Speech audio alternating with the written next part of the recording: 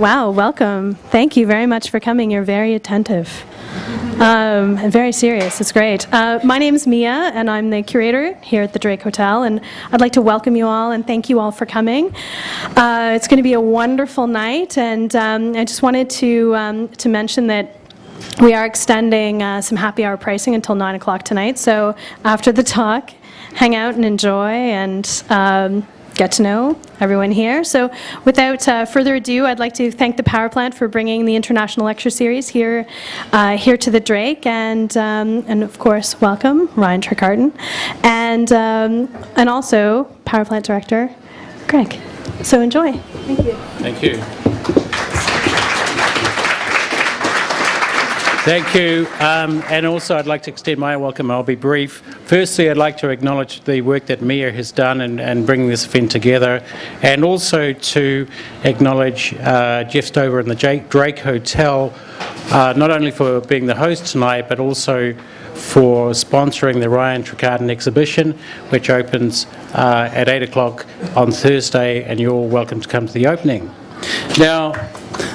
Now, the Ryan Trecartin lectures Mia mentioned is the part of our International Lecture Series program, and we have a series of them this year. We started the year with a fantastic lecture by Michael Snow, and later in May we have a lecture by the incredible artist Thomas Hirschhorn. That's not to be missed. Followed later in the fall by a lecture by Mona Hartoum. If you're a member of the Power Plant, these lectures are free, and the membership only costs $50. You get into the gallery all year, and you get cheap publications and lots of other goodies. So join up. Now, before we lead into tonight, I just want to make a few other thank yous. The Power Plant is indebted to our funders, of course, the Canada Council for the Arts, the Ontario Arts Council, and the Toronto Arts Council, and our site partner, Harbourfront Center. The public programs and education program are generously sponsored by our primary education sponsor, CIBC Wood Gundy. And for the lecture series in particular, the 2010 International Lecture Series lead donor is the J.P. Bickle Foundation, and we thank them very much. Now, Ryan's show on Thursday, opening on Thursday, sits alongside other solo exhibitions by Sharon Lockhart, Peter Campus, and Joachim Koester. As I mentioned, it's sponsored by the Drake Hotel. For Ryan's show, we'd also like to thank the donors Bruce Bailey, Paul Bain and Issa Spalding, Michael Cooper, Shanitha Karchin and Gerald Sheff, Stephen and Linda Latner, and Laura Rapp and Jay Smith. And without further ado, I would like to hand the mic over to Senior Curator Helena Reckitt, who will be joined by Assistant Curator of Public Programs in speaking with Ryan Trecartin. Thanks for coming.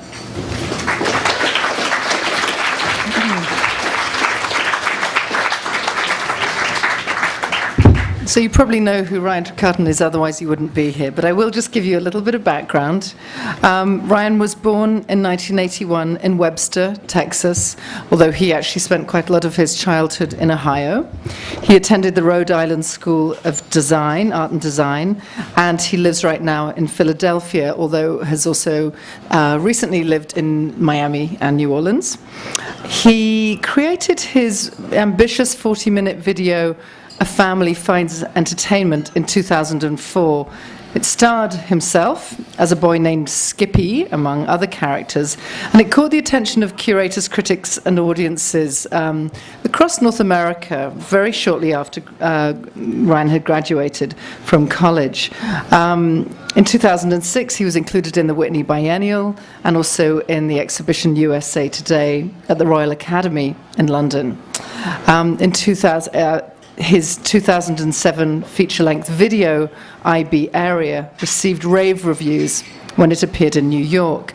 And last year, Trecartin was one of the key artists featured in the exhibition The Generational Younger Than Jesus at the New Museum in New York, where a couple of the works that we're showing down at the Power Plant were premiered, and where I think it was kind of widely felt that Ryan's work really captured the spirit of that exhibition, which was about sort of contemporary sensibility in the age of the internet.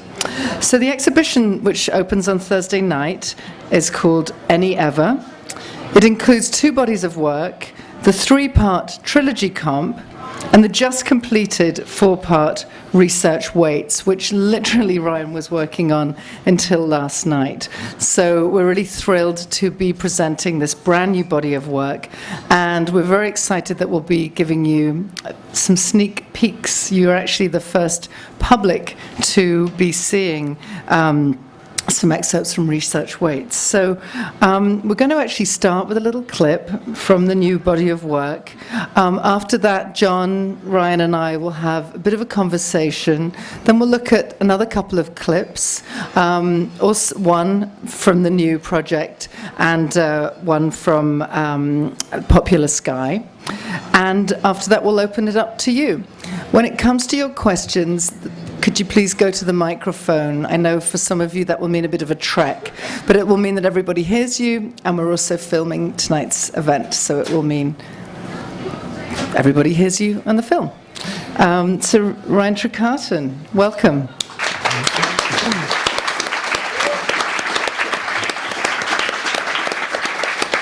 Hey. Okay, so I'm going to start off by showing a clip from The Research, which is one of the movies in Research Weights, and it's The Research. And I just finished it this morning, so I'm really tired. And the clip that I'm about to show you is towards the end of the movie, like right before the end scene. And I'll just explain a little bit about that movie. There's a character named Voy and a character named Sammy B that when you watch the movie, you'll know more about them. But that's sort of, it starts off with, I'm just going to show it. Let's play it. Something I'm so used to. I can't get maintained. Want to know maintained. Look at me, kill me all day. I got my ages. Let's try this number again.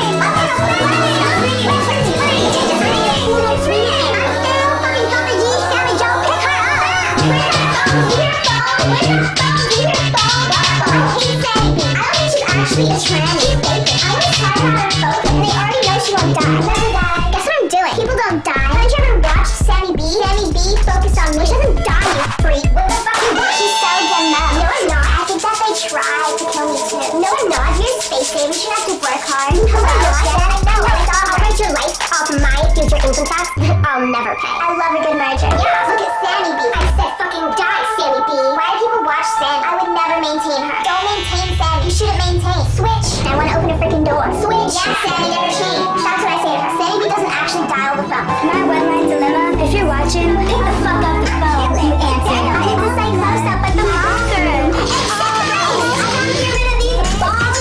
Fuck them all. I'm not dead. Send me all bad. No. Honestly, stop your hearing out. See, that's how it is. I can't get a serious call. I'm not about to just skipped it all. I'm something you already know you're gonna do. I can not cancel like that. Drop A. No matter who watches me, I just jump live, match your eyes, and check out early. And I want that dream deathbed. Anything you need, I got it, baby. That's how I feel about it. I just hung up on my mom. No, like the wall I hung her properly, 100%. Do you want to see if they've ever made that I cure capture? 100%. It's a walking situation. Whatever. 100%. Okay, but you're gonna have to wear these. Okay. This is placement. I'm placing you. Is it an amusement park? I mean, I did. Dad's gonna have to wear me. Fuck that. Mommy? Yes, darling. I'm gonna go buy a really expensive meal with my dad. When people give me bad gifts, I participate as a return. What return? Oh, Sammy B, don't do it. Don't sign a contract for one love accident. What? Hey, bitch. What? Hey, bitch. Whatever. It's not my fault. Ask the fucking question, you mirror whore.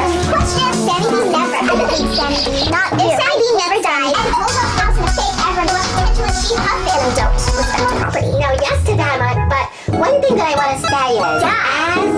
A representative of die. The situation. Die. I want to say the obvious. Yes, of course the demo calls the dad. Hello, Dad. And of course the demo for me turns into the prom homecoming. Because she does that. And of course their clothes on. This influences JJ. I'm gonna assassinate them. And I'm like, what? Dad's forever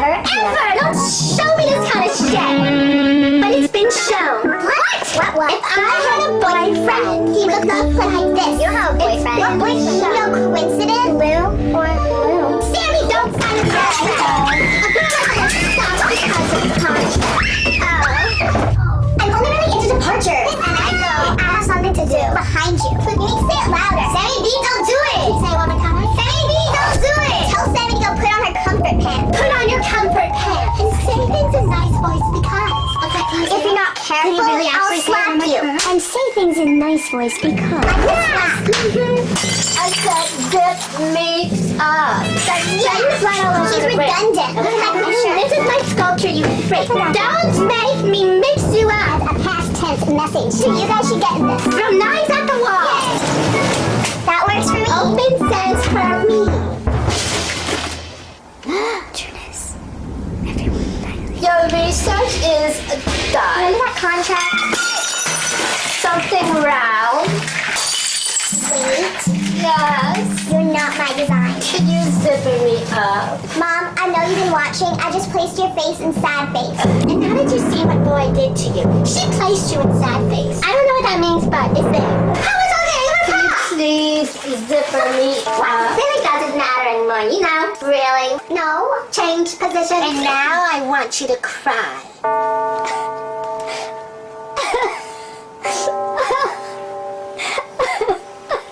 Research done. I bet you say that for all the it girls. I want to open a freaking door. Yes, probably get used to it. It's a big dilemma. We are gonna let that language die. In a moment.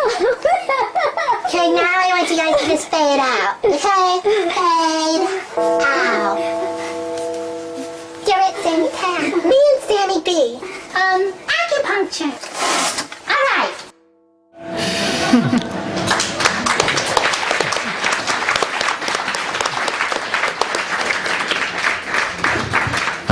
Hi, everyone. Maybe we could start with a pretty basic question. In your videos, we see a lot of familiar faces from one piece to another in terms of your collaborators and the people that you work with. And in this piece, there's a few maybe newer faces. So I'm just curious how you find your collaborators, if they're a mix of friends or strangers, and sort of how these relationships develop throughout your work. Yeah, well, collaboration is obviously like a huge part of the way I work. I sort of start off writing a script, and then everything in between writing the script and editing is pretty much a collaboration with various different people in a whole bunch of different ways. And in the beginning, I worked with sort of friends that inspired me, and I often casted people in parts that I felt like they could do. And then as I sort of grew as a director and my friends that were in the movies grew as performers, we started sort of like challenging each other to sort of cast and direct in different ways. And then with the new works, with that movie in particular, it was the first time I ever actually like casted and had a casting call. And like when I was in Miami, I decided I wanted to have a part of the movie be all like Orlando teen actors, because there's like that whole Disney industry down there.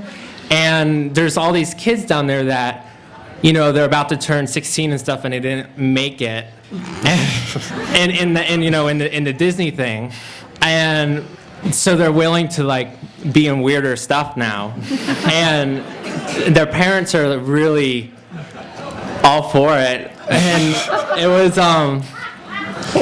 was a really fun experience, kind of psycho, because you'll see when you watch the movie.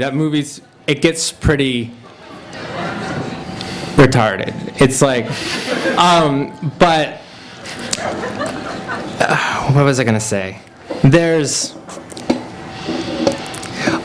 So casting. It was the first time that I ever did casting, and Lizzie and I had like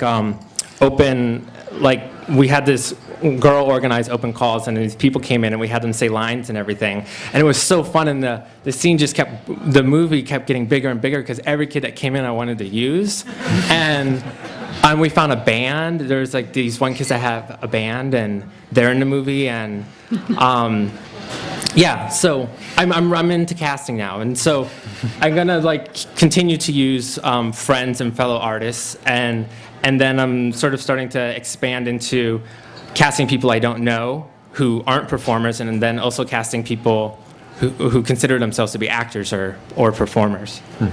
What do the actors bring to the part? I mean, you write a script and you control the editing, but you say everything that happens in between is kind of between you and them.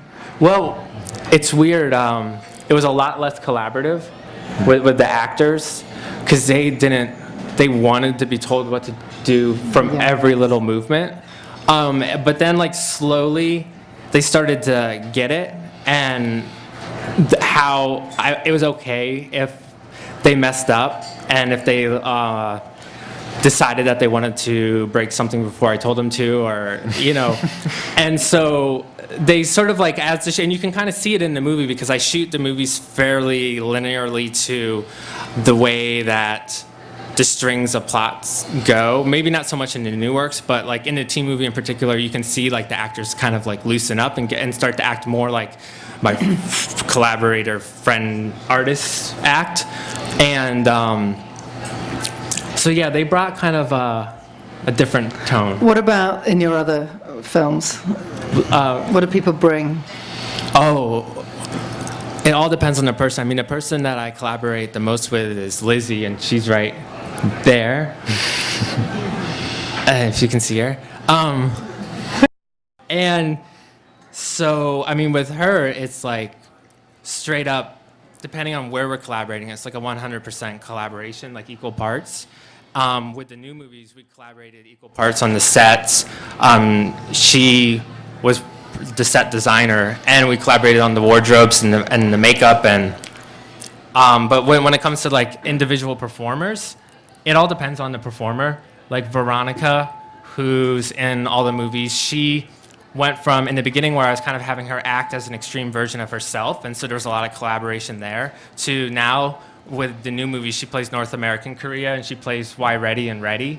In Ready, which is part of Research Waits that just got done, there was moments where she was directing me, directing her, and so I would have this script, and then there'd be an agenda and a goal and some lines, and then we would expand those lines, and then she would tell me what she wants me to tell her to do sometimes, and then sometimes I would tell her what I wanted her to tell me, and things have sort of gotten to this point where the borders have blurred so much between certain performers that I don't even know how to talk about it anymore. But in the beginning, I think it was pretty traditional how collaborations work in movies. I mean, movies just are collaborative. This is what they are. What about things like makeup and costumes and the sort of sets and props and objects that were made in works like IB Area? Were those sort of collaboratively built and then collaboratively destroyed during the course of the filming? I mean, most of the sets and everything, it's pretty much me and Lizzie, starting with IB Area up to now. And it's definitely collaboratively, when it comes to wardrobe and makeup and accent and the way the body language works, that's often agreed upon between me and the performer and sort of the whole room. And so everyone sort of encourages directions, and kind of a flow starts to happen. I have a whole list of goals, but I'm more interested in getting the best performance than my original goal, and so I will often let tangents happen, and I cast certain parts of the movie with people who I know can only go on tangents. So the Korea movie was casted, all the main characters were those kind of performers that run with everything I say somewhere that I wasn't asking necessarily. But then, some of the other movies that I want to be more controlled, and in articulating my original vision, I cast people who are much more actors rather than translators or performers. Just kind of building on the idea of collaboration and kind of group mentality. There's this thing that happens in your films where characters share traits. They share mannerisms, body language, sometimes the similar outfits, hair. They sort of say the same things, and phrases are kind of repeated between people, and then they appear visually. So I'm just interested in what you're kind of exploring in terms of a kind of shared identities or shared subjectivities. Yeah, I mean, I definitely want people to watch the movies and read the scenes in many different ways on multiple views. And one of the ways I encourage people to see the movies sometimes is that every room is sort of like one being, but that's not the ultimate truth. That's just one reality of watching. And in that sense, everything is shared and everything is sort of propelled as like one unit. But I'm also sort of interested in sort of the idea of sort of like in-time revisioning and sort of like sharing and evolving and accelerating language by repetition and things as they exchange, they mutate and move somewhere. Right. And I like to watch that happen in a scene.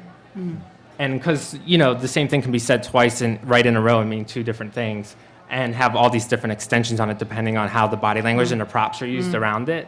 And it's just sort of also acknowledging the fact that language is no longer just about words and that it extends through your whole being. And the process of reading language now is more total.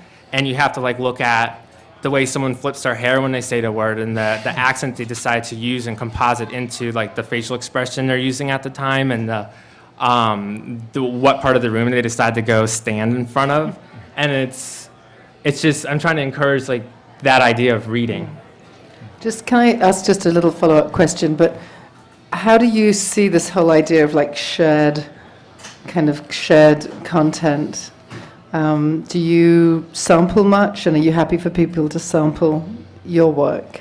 Yeah, I mean, it's weird. It's I'm more interested in digesting and then letting it sort of be in sort of my personal well of mud that I'll create something out of, rather than just taking and sampling. In the new works, I do more sampling with music than I've ever done, but it's I did that on purpose, but it's not my goal. So sampling, I think it's really cool. I in general, I like the whole mud thing. Yeah. Because I just think that that's sort of the next place that maybe we'd be going with this whole sampling culture. Because I mean, you get sick of seeing the same thing and hearing the same sample. And but I do think it's if people wanted to sample my work, I think that that's cool. And I think sharing's really, really important. And sharing isn't always as basic as sampling. What else can it be? Well, I mean, it can be that digestion thing that I was talking about. It can be taking the vibe of something you saw and filtering it through another idea you have. And in a sense, you're collaborating and sharing and sampling. It's just not taking the surface. You're taking the gut, I'm really curious how you see your editing process. I know you've just been in the middle of it for a few months now, and I really like what you just said about how you sort of set up this scene and your attention is drawn to different elements, like the performances. So is that what really generates everything you're doing in the editing, which is so layered and complex and dense? Does that all just come out of the performances and what you want to draw people's attention to in the scene? Yeah, the editing, well, I feel there's 3 writing processes, and the writing and the script and the editing, I pretty much do alone, and then, the directing's a writing process, and but then when it comes to the editing, it's I kind of bridge the script and the directing moments, and I realize when I'm editing, I'll realize whoa, this was my idea and this is what happened, and I'll see where they meet up and pull which which threads of plot that I'm most interested in at the time. Like sometimes I'll completely reject my original plan and see that there's another narrative going on, and I'll run with that and maybe shoot a couple other scenes to pull that out. But the editing process is really intense, and I pretty much like lock myself in a room and I do 20-hour days, and I don't go outside, and like it's like the only way to feel all the files, because it's when you leave your computer, it's just the files aren't in your body anymore, and you can't remember where they are, and so it's kind of like a really intense process that's really painful but really fun, and I don't know.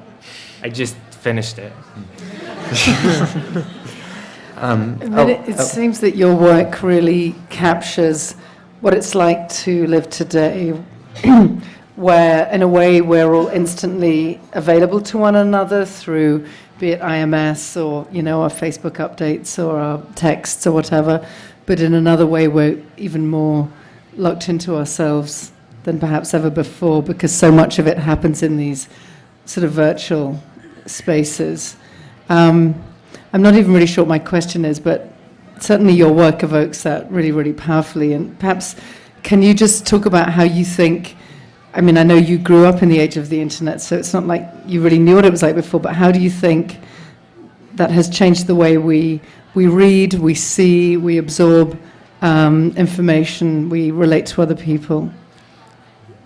Well, I don't necessarily see it as virtual or like a different altered state. I think that we're sort of moving into a reality where everything is a reality and it's maintained by the situations that are maintaining it. And so I don't think anything is like in opposition to something else necessarily. Mm-hmm. And so I personally feel like I don't see the alienation.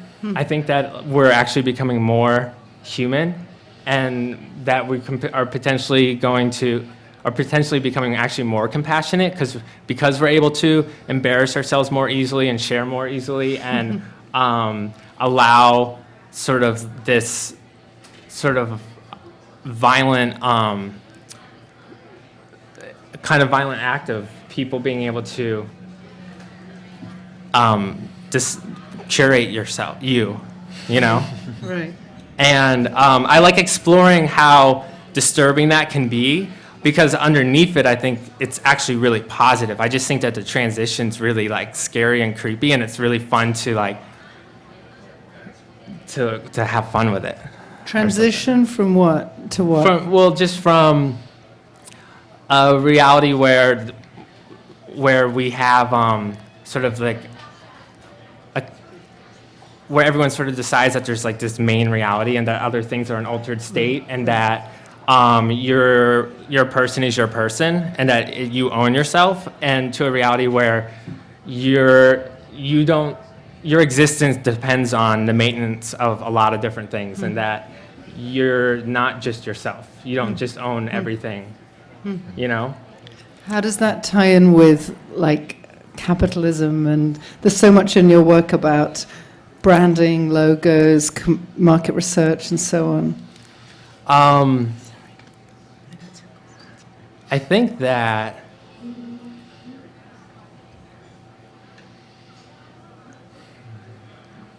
I'm exploring that. I don't know.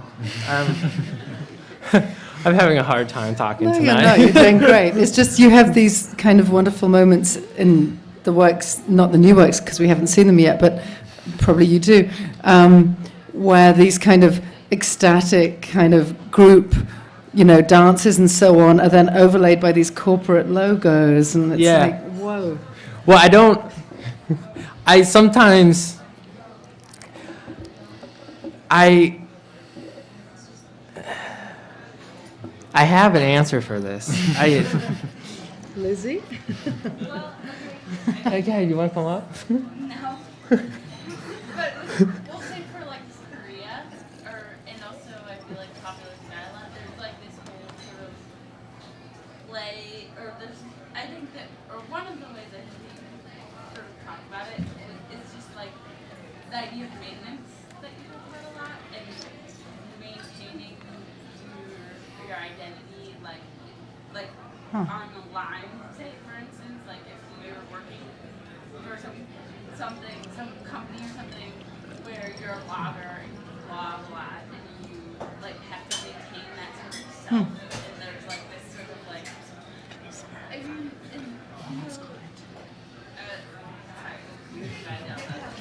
No, I think maybe this is Lizzie Fitch, who works very closely with Ryan, as we've heard, but I'm sure that has prompted Ryan. So can you riff off that? Well, I don't know if it necessarily directly relates to what you were talking about, but it goes back to the maintenance thing.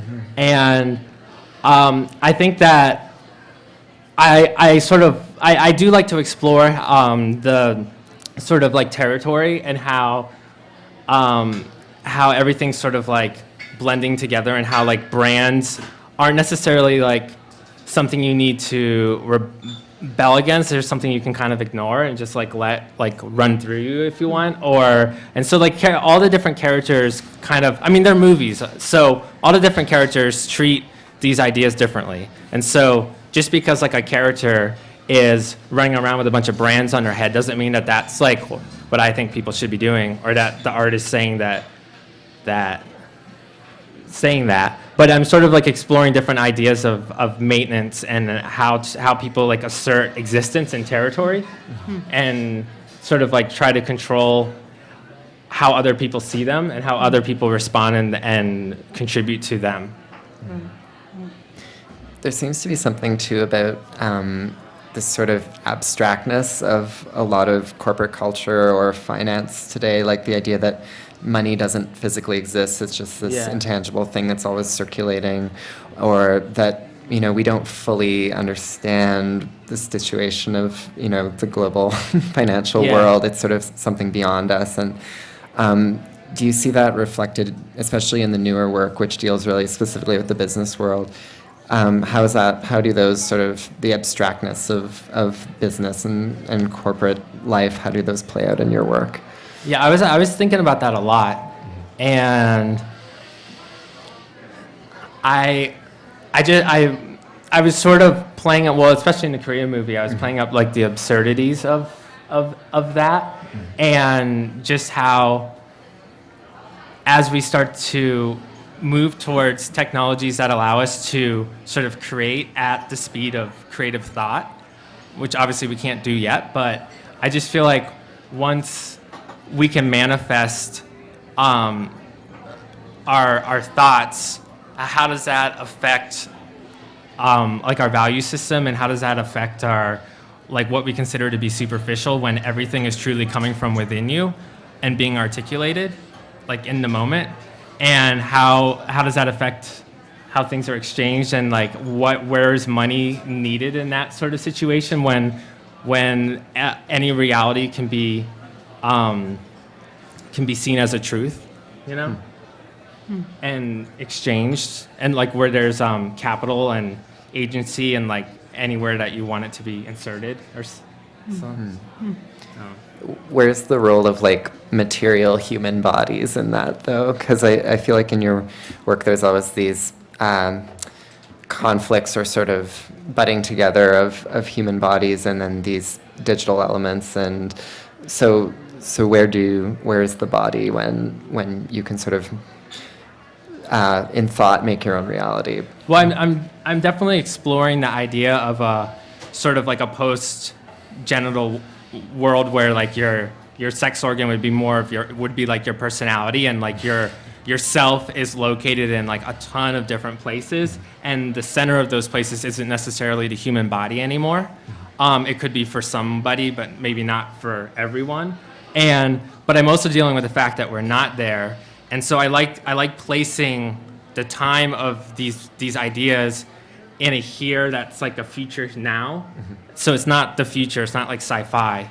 It's like here, but like an extreme version of like potential ideas that are around, but like we can't actually do, you know? And so I'm exploring characters that like accept those ideas as a truth, even though like the physical realities don't allow that yet. And that's why like in the movies, I feel like there's a lot of I explore a lot of that contrast, and I explore that a lot in scenes where things are being broken. Yeah, we both notice the violence in your work, and I'm glad you used that word, because even just how people punctuate their statements with smashing something, or there's really this feeling of being sort of shocked into a new way of seeing or a new reality. But sometimes it's almost numbing. I mean, your work provokes these contradictory reactions in me. And on one hand, I feel extremely awake, but sometimes your work puts me to sleep as well, because it's almost too much. You just kind of switch off. Yeah. Yeah, I know it's weird that when I'm editing, it's so strange how much like certain clips are like the funniest thing ever, and then when they're in the movie, it's just like, yeah, you just surf over it because you're just like, you end sometimes. I mean, that's what I try to edit the movies in a way where you can surf them and just like ride the top and sleep through it almost and be entertained or not. And then you can, like, if you're in the right mood, get like dip down under the top of the wave and get down into all the content and start to read different strings of plot and ideas. And the plot isn't always like an arc of like events. Sometimes it's a character or a statement or an idea or an area. The whole thing of, actually the clip you just showed, I mean, the sound here wouldn't be as good as like at the gallery, but you know, you make it deliberately quite hard to hear what people are saying. You know, voices are speeded up or somewhat distorted or maybe a bit muffled, and they're not necessarily, people aren't necessarily speaking in proper sentences. It's sort of like these catchphrases or shorthands.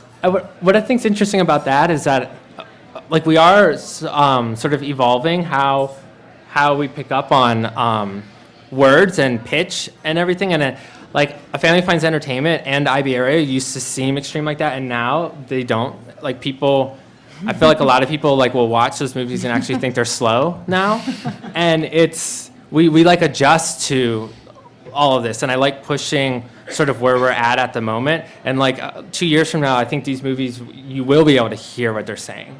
I can hear it all because I edited it, so I know it's all there, you know? But what are you doing when you're making it a little bit hard for us to get it? Well, I'm not trying to make it hard. I'm trying to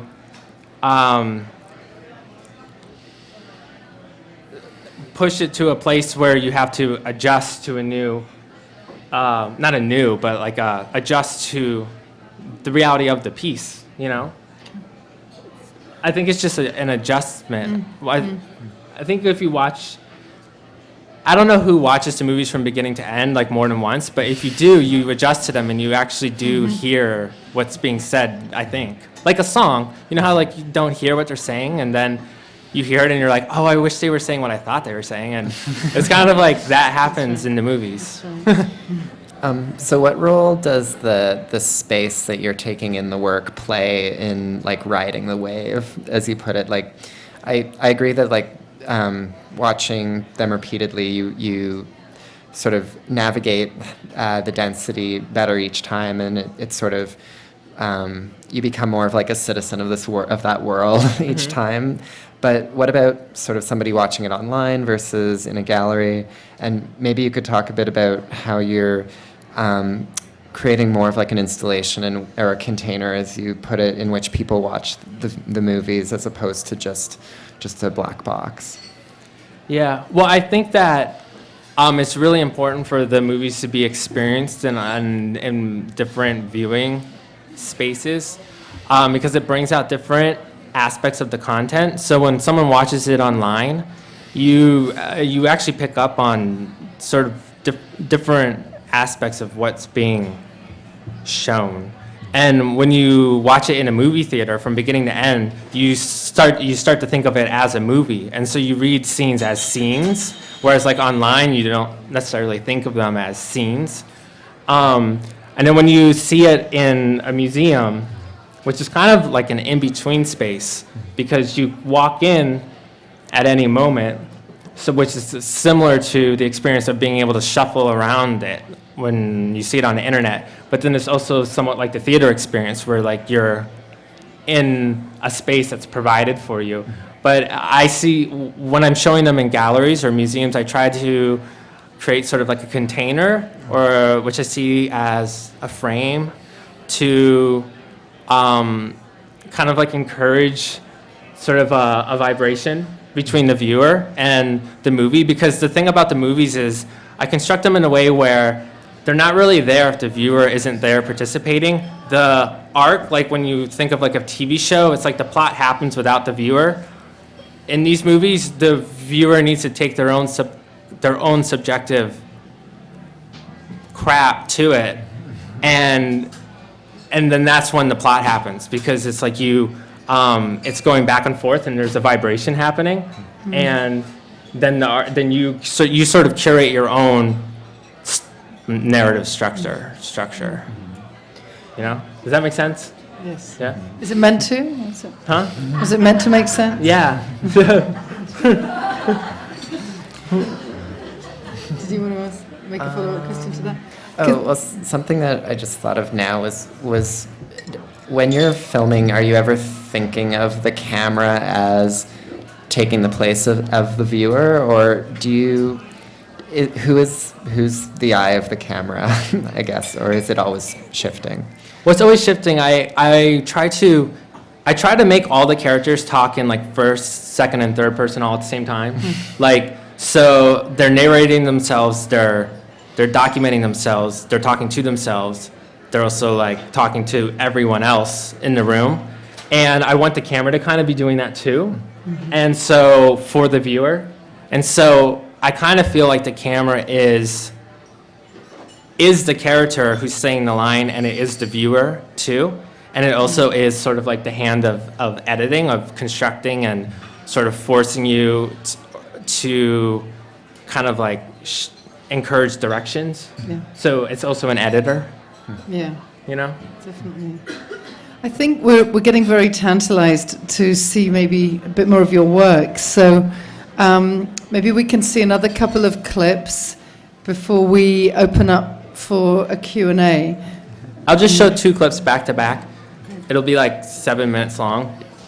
The first one's from Popular Sky, and it shows, it sort of continues the van sequences that you see in Sibling Topics. And then the second clip is sort of part of the conclusion of Rome Review, which is one of the movies in Research Waits. And it's actually a scene that I shot while shooting Ivy Area. Didn't work out, but it worked out for this movie. And it was weird. It was meant to be in this movie. So, but I'm going to show you it. So we're going to play Popular Sky first. Until they invent concept camera. We're so social now.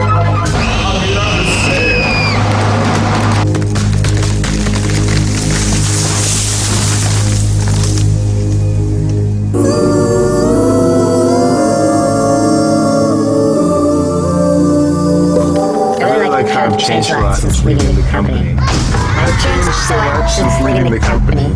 I want that. Let's become work friends. Work friends.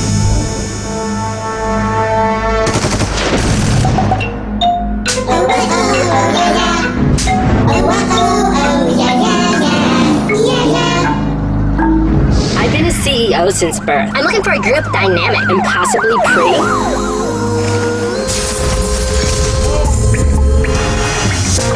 Desert, a beach, fine place. Beway! I'm trying out. Beway! Yeah, totally going out. Yeah. Yes. Yeah. A rumor. What rumor? Let me cash it in. Yeah. Tell me. Yeah. What rumor? Cash it in. Yeah. You cash it. Yeah. You get that cash. You get it. Work friend. Work friend. I love tinted windows. Hey, I want that now. I want you to look at me. Motherfuckers. Where's my betrayal? No, wanna consolidate, not putting that sense to me now. I'm into this, maybe. Right? I love you. It's a free event. Are you trying to say something about my sketch? Motherfucker. Really? But maybe it's your father. I'm sorry. I didn't mean that. Oh, yeah, yeah. You're being predicted. Okay. Hey, Britt. I want to live in a world where narration is the devil. I don't want to be involved with being narrated. Ever. And just kissing. First person. What the fuck? Fuck your father. Yeah, Dad. Totally betrayal. Totally betrayal, Dad. Yeah, Dad.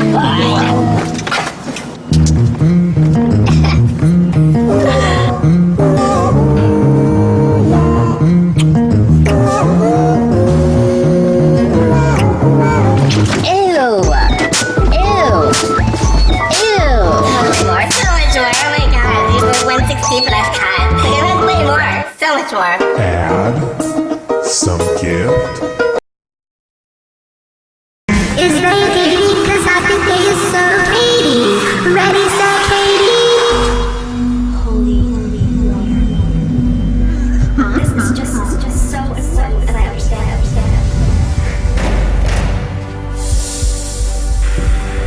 You actually swam. I did. In today's life.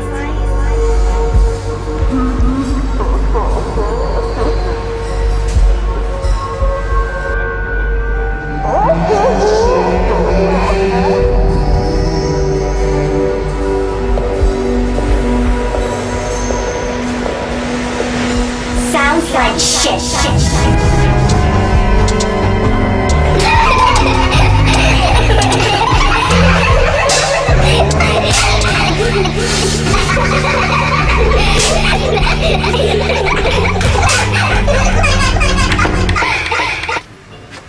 I love you too.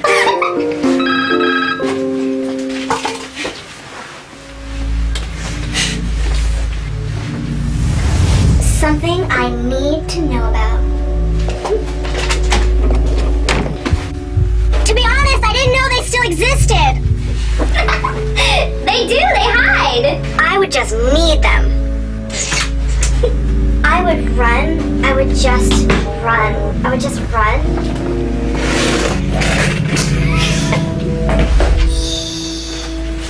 I know she hid my phone. Well, she didn't. And quit being around how I feel.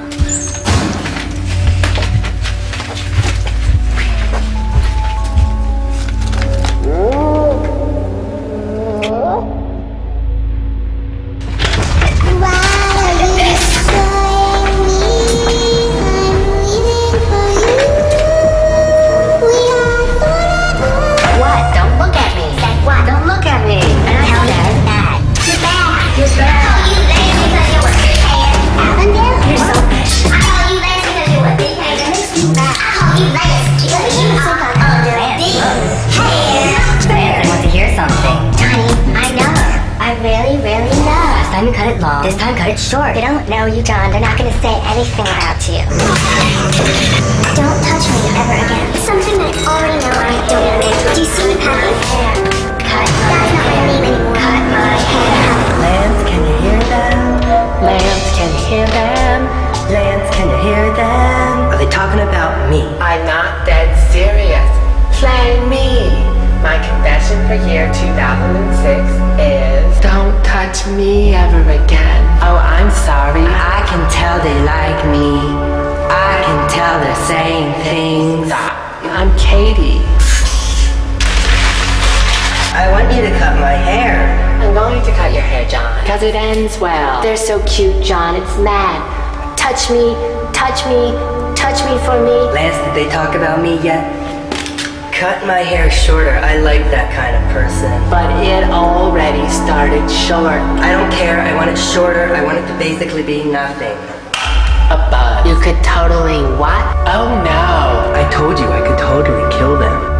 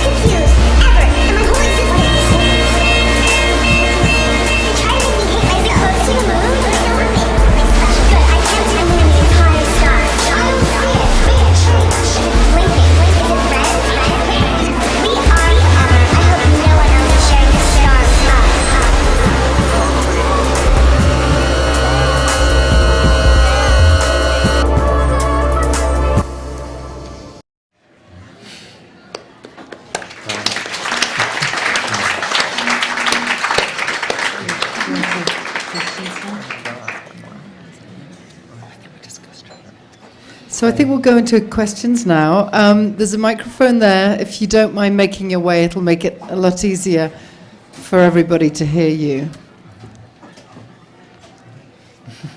Take it away. Hi, Ryan. Hey. Hi. While you were talking, I became really focused on the fact that you call your work movies. Uh-huh. And I wonder, I'm trying to formulate a question about your relationship to film versus video. Do you have a particular allegiance to cinema, film, as opposed to video? And the history, like the history of experimental video, early video. I know you went to RISD, so you're probably took early video courses. Just wonder about your relation to that. I mean, I sort of think about media in general, just as I don't really necessarily separate them when it comes to what excites me and what I like. And so I like film, I like cinema, I like video, I like commercials, I like TV shows, I like anything. So I call them movies because I think that when I'm constructing them and making them, I'm thinking of them as having a beginning and an end. And so I think that they have a certain length to them. And so I just feel like calling them movies makes sense to me because of the way that they're made. But you don't have to watch them as movies. You can watch them as video art. You can watch them as like a piece of media that you walk in and out of. You can watch it.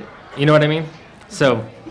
Well, I noticed that students, I teach at art school here, and students refuse to call video. They call them movies. And so, I don't know, I started to see an analogy with young gay people not calling themselves gay or queer. It's sort of a post-queer era, and I don't know, there was some kind of connection I was making in my little brain about that. I think there probably is a connection. I mean, I think that calling something video sort of, you're thinking too much about the fact that video and film are different or something. And I think that I've never really thought about that. I just feel like that was already, people already decided and talked about that. And so I'm thinking about media as media. And so yeah, movies is just like a word that kind of is more ambiguous in a weird way, because it just means like moving, you know? Right. So it's perfect. Yeah. Okay. So just get up to the mic, and if there's more than one of you, wait till the other person. Hi. So I wanted to talk more about how you had commented on how spaces are like bodies, and then you have this repetition of spaces. I noticed like in the films, there's like spaces that keep reappearing. I was wondering if you could talk more about the development of like space to bodies, and then bodies in the spaces developing. So it's like... Cool. So, well, I think what happens is, well, when I first start thinking of an idea, when I'm writing a script, it's not in the form of characters at first. It's in the form of, it's like a hum. And I start sort of like articulating stuff, and I sort of start to visualize rooms first in a weird way.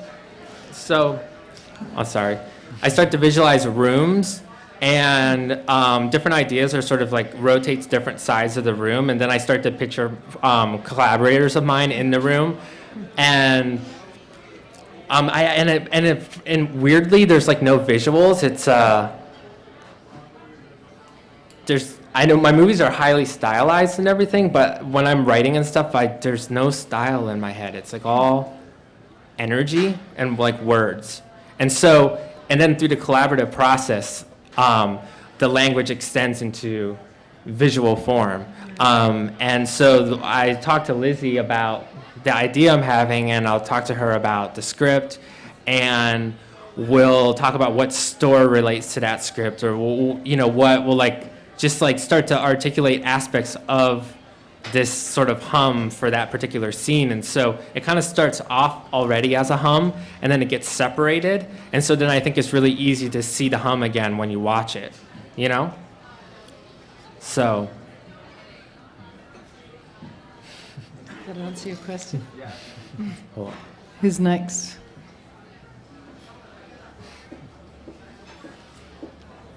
Just because we had brought up Michael Snow earlier in the night, and because he's somebody that works with film and video, and just having read about him and listened to his lectures, he had said that with his films, such as Wavelength or whatever else, he would only show them if he knew his audience could sit through them from start to finish, and he didn't want for his viewers to kind of be able to have the choice of coming in and going and just experiencing it as a kind of art installation versus something with kind of this sort of pseudo-narrative plot, whereas you had just said kind of as in response to the first question that your people could kind of experience it in either way. And I wonder what your thoughts are, and if that's something that's just kind of tailored more to who your viewers are in comparison to the 60s versus now and the internet age. And if, as Helena had said earlier, that there's parts of your video where we kind of gloss over it and we kind of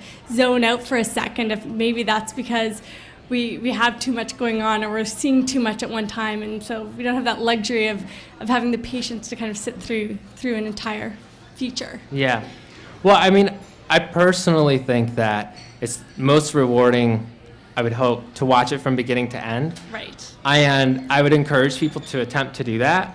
And I think a lot of them really, I think, flow that way, and they make a lot more sense if you do that, because like the scene I showed first, like, makes so much more but I love what people pull from the content when they don't know the whole plot. And I also think like the new look of Control is sort of not caring about control, you know, because it's like you can't have control, you know. It's like I feel, and I deal with that in the movie Ready. It's like this idea of a career. To truly have a career and have total control of your career, you almost have to like allow yourself to be everyone's supplies, because then you're providing the mud for everything to exist, and then you have control. It's sort of like control's underneath now, right. And like so you're allowing people to have freedom within your mud, or I keep using the word mud, but and then like a hobbyist would be like the person who moves around and like takes what they want from that. And then, like, the job, it's like the person that, like, stands up and maintains the mud's existence or something. Well, no, I kind of appreciate that with your films. It's kind of a different experience watching them from start to finish, or just coming in and then leaving after parts of it. And that's something that you don't necessarily get with something that you're intended to stay for the entire length of the film. And so it kind of shifts our consideration of it. So yeah. Cool. Great. Sorry, it's kind of like church or something. I'm going to testify. I really appreciate how you approach like the presentation of people's selves, and you mentioned earlier about like in a moment when someone decides to flip their hair and use a certain accent in a certain time, but then also about how we're maybe becoming more human because our relationship with media as it evolves, we can be exposed more easily to make mistakes or embarrass ourselves. So I was wondering if you thought that, like, if we'd become better at acting at ourselves, kind of better at presenting ourselves, or if we would just forget about that kind of as a concept, like, I want to be casual and that kind of thing, or if that would disappear. I think that we'll get better at that, but then we'll also get better at seeing through it. And so the layers will be so incredibly fun to read through, because it's like you're acting casual because you want people to know that you're acting casual, maybe, or something. Right. So I don't know. I just think that we'll get better at both. Yeah. Awesome. And we'll, you know? Yeah. Hopefully.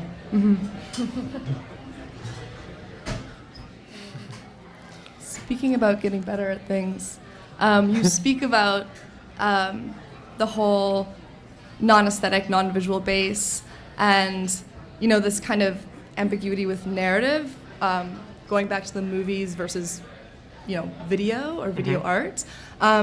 And I'm wondering whether or not, in a particular point in this film, a character said that I don't want to be put into a narrative. Your whole idea of characters as narrative and personalities as narrative, and that kind of conditioning us to see your films differently, sort of as a preparation for the future. Do you see yourself as a conditioner? Like, are we looking at something that you find will be helpful in the future for viewing non-narrative work? I mean, I don't know. I don't think that I'm not attempting to tell people how it's gonna be or anything, because I'm just exploring things that I see have been instigated or initiated and are doing something, and that's so. You know, I don't know. I feel like I do a lot of translating. I think that like a lot of the ideas in my movies are like translations of like aspects of culture that I'm sort of exploring, and I want to show it sort of in a different way that sort of bring out the parts that I think are inventive of how that part of our culture is changing or something. Mm-hmm. So in that sense, I think that there's like a certain amount of conditioning, but not in any sort of like ultimate sense where there's any answer. It's more questions. Because I want the viewer to feel like they are the narrative thread, like they make that happen. You know what I mean? Yeah. So all the potential, there's lots of potential arcs and threads there, and they don't exist until you go like this through them, you know? And if you don't want to, then they don't, then you're seeing, then you're really truly just seeing a stream of conscious sort of articulation of a series of exploration of ideas. And then you're seeing tidbits kind of, instead of a narrative. So you kind of get to pick which. Right, so like. Or maybe you don't, it's just whatever your brain does. Right. That's good. You've got plenty more, that's great. Cool. Let's take the questions. Hi. Hey. Thanks for showing your work. When I was watching it, it sort of seemed hyper-Lynchian and all this. I was making all these connections with like incest, suburbia, doppelgangers, claustrophobic spaces, and that kind of helped me make a lens through which to read the work. And so I was wondering then about your influences. You talked a little bit about quoting or borrowing or this mud that you make your work out from. And I wanted to ask you about your own sort of viewing practices. Mm-hmm. So what you maybe watch on a daily basis. Is it on the internet? Do you look to films? Do you look to movies? Like, can you describe your practice as a viewer? Well, I think everything I see influences me whether I like it or not. And so I'm inspired by things I hate, things I love, things that I think are really good, things I think are horrible. And so I like that that's what you would see, and then someone else would see a different director, and then someone else would see a different one. I hope that happens. If that's like, because I feel like some people like to see points of reference, and then other people don't see that stuff. Right. And when I'm writing this stuff, I don't ever put that in there on purpose. I don't like one-to-one ratios. I like things to go through a process of digestion. So when my viewing practice is never in a direct relationship to what I'm working on, but like years later, I'll often look back and I'll be like that was because of this fight I had with someone or something. I'm like, oh my God, I can't believe that got in, you know what I mean? Yeah. But it's like, I allow it to digest. So anyways, but my viewing practice, when I watch TV shows, I watch the whole season in like a day. I like that whole process of like being totally in something. And I like movies, but I don't always watch the good ones. You know, like I do a lot of like watching teen movies and but yeah, I don't know. I like everything. Is it true that Dirty Dancing was a big influence? Yeah. No, I mean, Dirty Dancing was my first favorite movie. And it really, really inspired me, and I took dance lessons, and dance, I feel like what I learned from dance, I think is a huge part of how I think about translating ideas. I think you can kind of see it if you're a dancer in the movies and music. I play music. What did you learn through being a dancer or studying dance?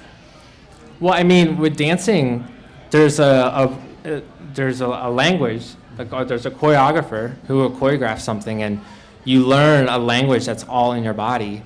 And now I think we're really used to that, and because we're doing that, things like accent and body language are no longer geographic or necessarily like inherent to where you're born or who your parents are, and you kind of construct that now more than we used to.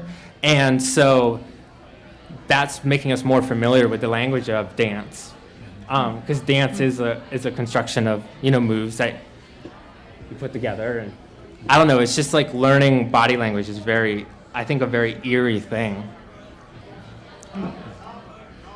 Can I maybe just ask a quick follow-up question about the influences? Is just, do you feel like you seek out sort of cultural objects or artworks from the past, or is it really sort of only if you encounter them sort of in the present? Like, how important is that sort of historical archive? Yeah, it's only if I encounter it really in the present. I'm not like anti-history or anything like that. I really believe in momentum, and I'm excited about momentum, and I want to be here and think about where the momentum's going.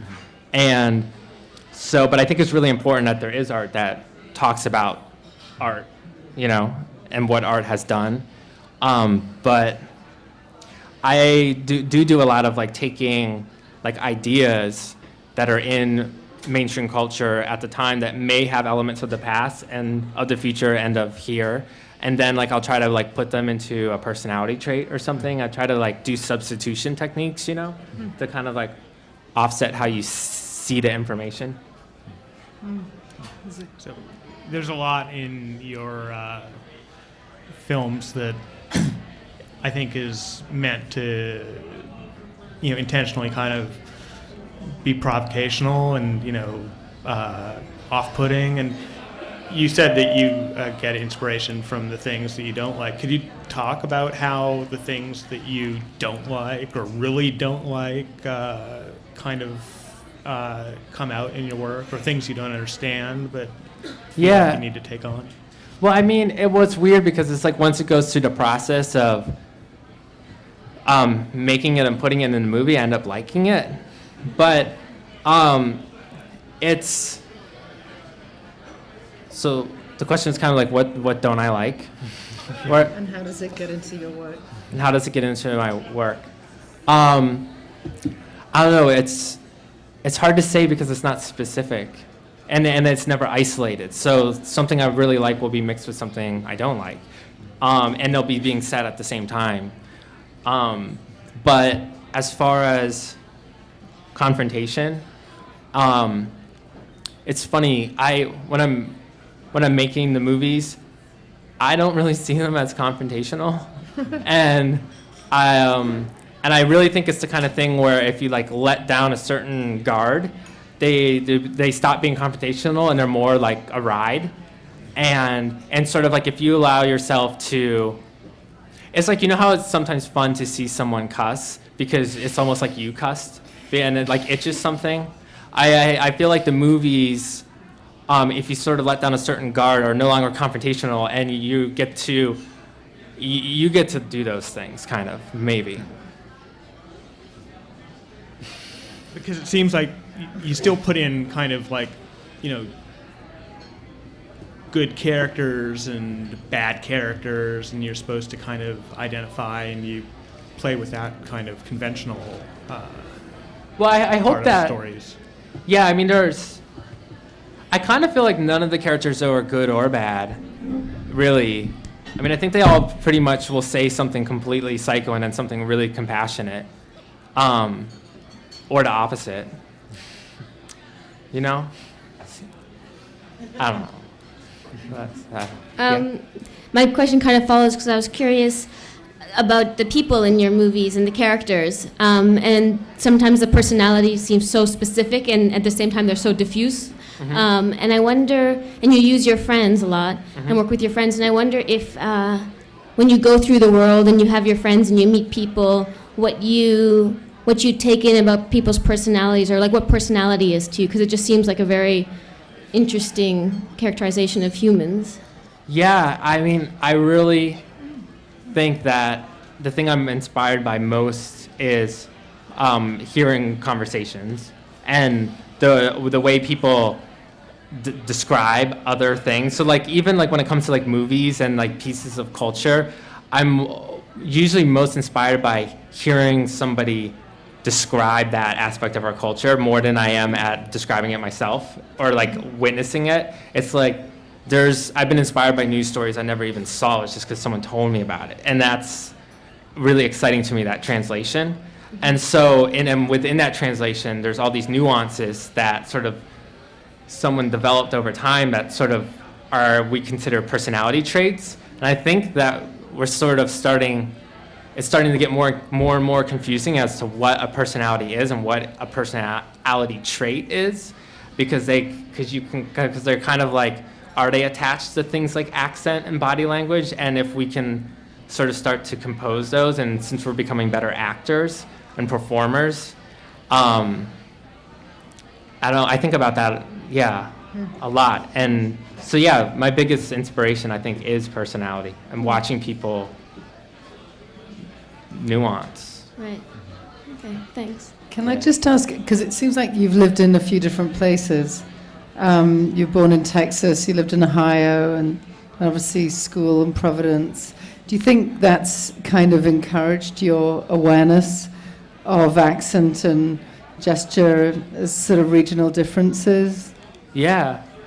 I mean, I really like moving around, and I feel like in the beginning that was something, but now I feel like it's weird. When Family Finds Entertainment came out, everyone talked about how weird the acting was, but then YouTube happened, and then then the acting wasn't weird anymore, because it was like people started to see the relationship between consumer-friendly technology and presenting and performing an identity to say something to someone while also saying something to yourself.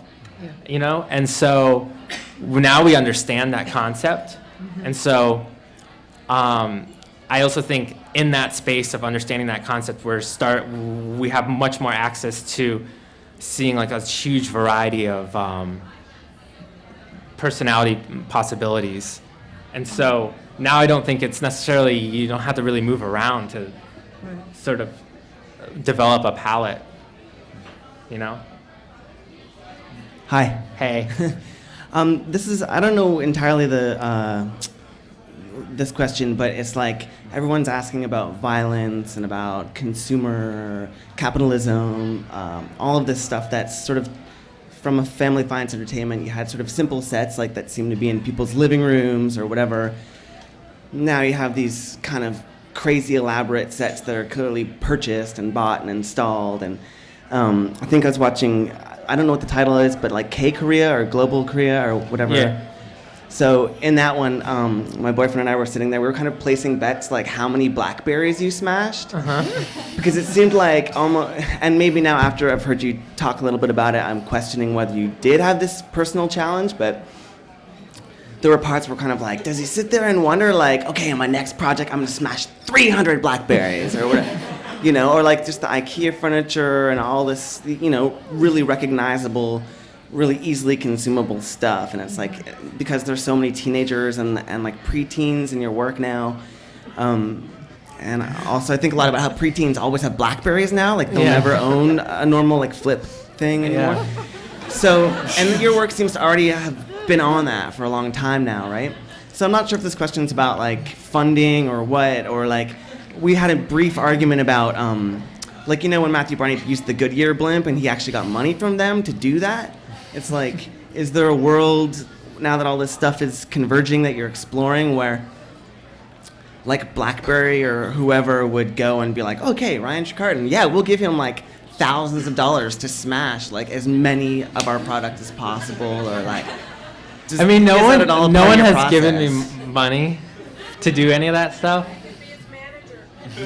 Yeah, I feel like there's an But- avenue there. But I think that I don't know. I kind of get a little angsty, and I feel like if someone gave me money, I'd break something else. You know? All right. Like I don't know. I mean, I would take it. I just feel like if BlackBerry gave me money, I would want to break an iPhone. Like, you know, it's like so. But yeah, those were actually my friend Ashlyn kept buying BlackBerries online, and for because he was trying to get one to work for himself, and like just kept breaking them. And then 3. No. What? I Oh, counted. I counted there's more, but they weren't. 2,000. They weren't actually broken. I kind of wondered if you picked it up and you were like, oh fuck, it's still intact. We can smash it again. Yeah, that happened. Like, yeah. So like things that look like that, like maybe they were broke, didn't actually break, and then we broke it. You know? Reused it. Yeah, I reused it. Cool. Also, like the BlackBerries, when they break, it's like the films. Like sometimes you'll notice that like in one shot it'll be perfectly normal, and then if you're really paying attention, in the next shot it's broken, but they're acting like it's not. Yeah. Because I'm like, oh, I forgot we had to shoot this, you know, and it's already broken. So. Okay, that was burning on my mind. Yeah. Thank you. We tried to get IKEA sponsorship for the show, but they're like an impenetrable fortress that only supports the Children's Wish Foundation. So they didn't want to support the show. Although we did get a better response from MAC, and they actually want to give you makeup. You just have That to would make be that awesome. email. You've got to make that email, Ryan. Okay. Okay. Does anybody else want to come in? We're kind of winding down here, but if there were any more comments or questions. If not, it's 2 nights till the opening, 8 o'clock at the power plant on Thursday night. There are actually 4 exhibitions opening. We also have solo shows by Sharon Lockhart, Peter Campus, and Joachim Kerster.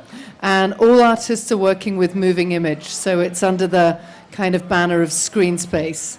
It's been really great having Ryan here tonight after his 36 Thanks, hours of guys. editing, non-stop. And again, thank you to the Drake Hotel for hosting us tonight. We'll stick around for a drink. Thanks.